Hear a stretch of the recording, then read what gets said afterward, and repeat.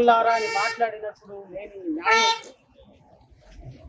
ఒక్కొక్క నా కొడుకుని మట్టిలు ఎరగొడతానని చేసినటువంటి మాటలు ఉప ముఖ్యమంత్రి అయిన తర్వాత ఒక్కొక్కడికి యోగి ఆదిత్యనాథ్ ట్రీట్మెంట్ ఉంటుంది. కాళ్ళకి కాళ్ళు, కీళ్ళకి కీళ్లు ఎరగొట్టి అరచేతిలో రేఖలు మార్చేస్తానని గౌరవ ఉప ముఖ్యమంత్రి గారు చేసినప్పుడు మాటలు మాట్లాడినప్పుడు లేని చట్టం, న్యాయం, ధర్మం ఈ రోజు ఆయన మాట్లాడినటువంటి మాటని ఒక రిఫరెన్స్ గా తీసుకుంటే వస్తుందా? ఒక చట్టం వస్తుందా?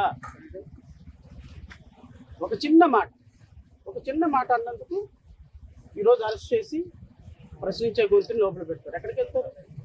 ఈరోజు మీది, రేపు మాది. ఒకరోజు మాకు టైం వస్తుంది. నిన్న కాక మొన్న మీ పంతం నానాజీ ఒక ఎమ్మెల్యే ఒక మాజీ ముఖ్యమంత్రిని పట్టుకొని నా కొడకాని మాట్లాడినప్పుడు లేని చట్టం, న్యాయం ఈరోజు మీకు గుర్తొచ్చిందా?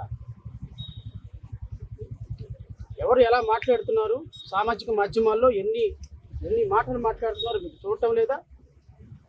ఈరోజు రఘురామకృష్ణరాజు ఒక హానరబుల్ డిప్యూటీ స్పీకర్ పదవిలో కూర్చొని తీసేసిన మెజిస్ట్రేటు, హాఫ్ కోర్టు, ఢిల్లీ పుట్టు అని మాట్లాడినప్పుడు ఏమైపోయింది ఆ గౌరవం? మాటకు మాట అన్నాం, మేము కూడా అన్నాం.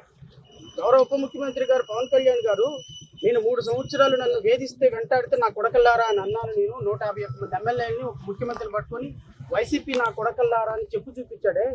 ఆ చెప్పు చూపించిన విధానం మాకు వర్తించదా?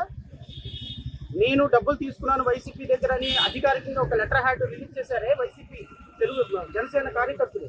జనసేన వైసీపీ అధికారికంగా లెటర్ హెడ్ మీద ఒక ప్రకటన ఇచ్చిందే. ఆ పార్టీ అధికార ప్రతినిధి రాష్ట్ర ప్రధాన కార్యదర్శి ప్రెస్ మీట్ పెట్టారే. మీ దగ్గర ఏం ఆధారం ఉందని మీరు మాట్లాడారు? ఆ రోజు నేను చెప్పు చూపించి చెప్పు పగల దగ్గర కొడతాను నా కొడకలారని నేను మాట్లాడకూడదా? మీకు ఒక న్యాయం, నాకు ఒక న్యాయమా? మీ సోషల్ మీడియాకు ఒక న్యాయం, రావణకు ఒక న్యాయమా? రఘురామకృష్ణరాజుకు ఒక న్యాయం, నాకు ఒక న్యాయమా? రఘురామకృష్ణరాజు రాజ్యాంగబద్ధ పదవిలో కూర్చొని ఇష్టం వచ్చినట్టు లిల్లీ పుట్టు, ఒక రాజ్యాంగబద్ధ పదవిలో కూర్చున్న వ్యక్తి ఒక వ్యక్తిని పట్టుకొని లిల్లీ పుట్టు అనొచ్చా? అది బాడీ షేమింగ్ కాదా? నువ్వు నన్ను లిల్లీ పుట్టు అన్నావు, నేను కోస్తే 3 రోజులకు సరిపోతావు, దున్నపోతా అన్నాను, లేకపోతే పంది అన్నాను, తప్పేముంది? నువ్వు నన్ను లిల్లీ పుట్టు అంటే నేను అన్నా? నీకు వయసు ఎంత, నా వయసు ఎంత? ఒక గౌరవప్రదమైన హోదాలో కూర్చున్న నీవు మాట అదుపు తప్పితే మా మాట కూడా అదుపు తప్పు. నువ్వు జీసస్ క్రైస్ట్ని 3 మేకల దేవుడు, 2 చెక్కల దేవుడు అని పదే అవమానిస్తుంటే అలా మాట్లాడితే ఇంకోసారి నాలుక కోస్తానంట. దళిత క్రైస్తవుల మీద మాట్లాడితే నాలుక కోస్తాను. What is wrong? ఖచ్చితంగా న్యాయం గెలుస్తుంది, రావణ్ బయటకు వస్తాడనే నమ్మకం అయితే మాకు.